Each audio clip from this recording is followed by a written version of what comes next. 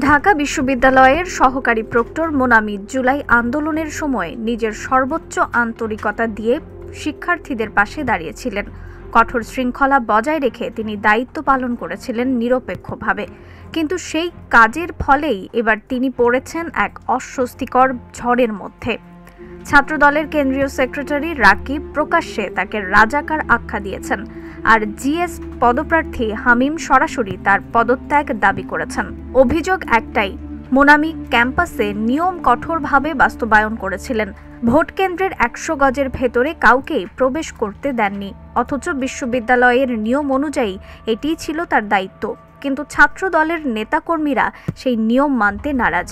ঘটনার পর আরও চাঞ্চল্য ছড়ায় যখন বিএনপি ঘরানার এক অ্যাক্টিভিস্ট রাজ্জাক মুন্সি সামাজিক মাধ্যমে লেখেন, মোনামিকে নাকি বিশেষভাবে মরিচ দিয়ে শায়েস্তা করা উচিত। এই মন্তব্য শিক্ষাঙ্গন থেকে সাধারণ মানুষের মধ্যেও তীব্র প্রতিক্রিয়া সৃষ্টি করে।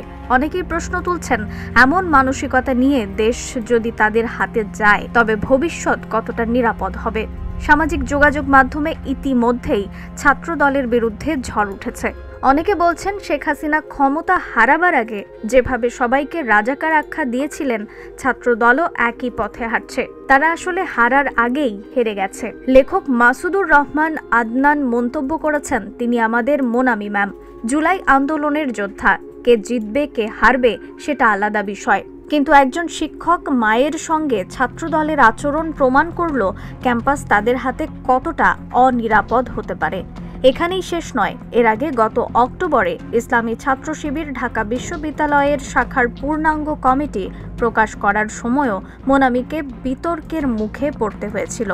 তখন নিজের ছাত্র মহিউদ্দিন খান মুহির নাম সাংগঠনিক সম্পাদক পদে দেখে তিনি মন্তব্য করেছিলেন, আমাদের ছাত্র যদি শিবির হয় তবে শিবির নিশ্চয়ই ভালো।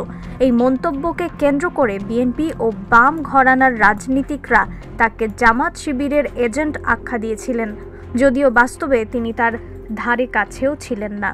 তবে এবার শিক্ষক মোনামিকে অপমান করার ফল ছাত্রদলের জন্য শুভ হবে না বলেই অনেকের ধারণা। ডাকসুর ফলাফল প্রকাশিত হলে তারাই বুঝতে পারবে বাস্তবতা। বিশ্লেষকরা বলছেন, ছাত্রদলের আচরণ উল্টো শিবিরের প্যানেলের জনপ্রিয়তাকেই আরও বাড়িয়ে দিয়েছে। সামাজিক মাধ্যমে লাবিবা হাসান লিখেছেন, সাদিক কায়েম এস.এম. ফরহাদরা ইতিমধ্যেই জিতে গেছেন দেশের কোটি মানুষের হৃদয়। তিনি মনে করেন ৩৫ বছর পর ডাকসুতে শিবিরের প্যানেল ইতিহাস গড়ার দ্বার প্রান্তে দাঁড়িয়ে গেছে। এদিকে রাজনৈতিক বিশ্লেষকরা দেখছেন, ডাকসুর নির্বাচন এখন আর শুধু ছাত্র সংগঠনের মধ্যে সীমাবদ্ধ নেই, এটি স্বাধীনতা রক্ষার নাকি হারানোর প্রশ্নেও রূপ নিয়েছে। ভারতের প্রভাববাহী রাজনীতির বিপরীতে শিবিরের প্যানেল বুক চিতিয়ে দাঁড়িয়েছে, এমনটাই বলছে অনেকে। শেষ মুহূর্তে এসে পিনাকি ভট্টাচার্য ও ইলিয়াস হোসেনের মতো জনপ্রিয় মুখ শিবিরকে প্রকাশ্যে সমর্থন করায় উত্তেজনা আরও বেড়েছে। প্রশ্ন এখন একটাই, ঢাকা বিশ্ববিদ্যালয়ের শিক্ষার্থীরা কি সিদ্ধান্ত নেবে? তারা কি আবার পুরনো গতানুগতিক রাজনীতির কাছে ফিরবে, নাকি নতুন কোনো সূর্যোদয়ের সাক্ষী হবে? গোটা দেশ তাকিয়ে আছে ঢাবি ক্যাম্পাসের দিকে। রিফাত আরা ইসলাম, ভোরের আকাশ।